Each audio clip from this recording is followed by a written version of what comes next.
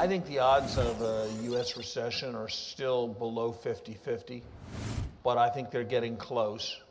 And I think that does make them greater than they were any time since 2001. Why? Housing is collapsing. Consumer uncertainty is way up as the value of their houses goes down, and their certainty about what their houses are worth go down. Important financial strains that will constrain the lending of many banks. Many banks that made backup commitments are now making loans that they had no idea they ever would. They'll carry through on those loans, but the risk is that they'll cut back on other loans, which will cut back on other investment projects. So I think there is a real risk that we will have a recession. And I think there is a small risk, perhaps 1 in 10, perhaps a bit less than that, that this will not just be a mild recession of the kind we had in 2001, but will be a more consequential event with more global consequences. In the 70s, they cut off the supply of oil, and so we had much higher prices of oil. Today, nobody's cut off the supply of oil. It's just the world economy is growing much faster, and that pushes the price of oil up. That's a much more healthy source of high oil prices.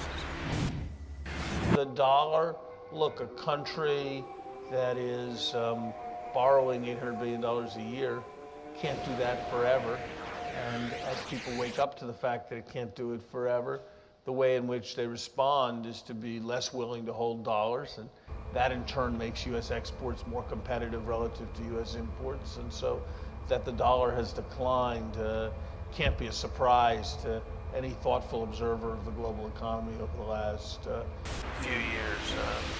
Interest rates reflect the nature of the supply and the demand for capital, and we're running into a period when people are a little less confident, and so there's a little more demand, a little less demand for capital, and there's a little more supply of capital as people rein it in and decide not to spend, and so that all puts some downwards pressure on interest rates, and that's what we've seen over the last few months.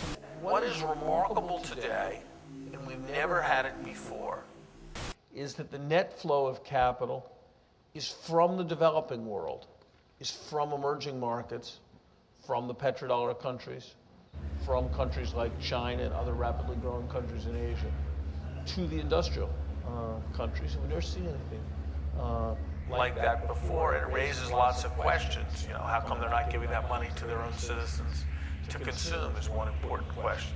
And so inevitably they're branching out and diversifying, and that's probably a good thing for them, and it may be a good thing for the world if it allows more capital to flow into risky investments. But it's going to come with some complicated questions.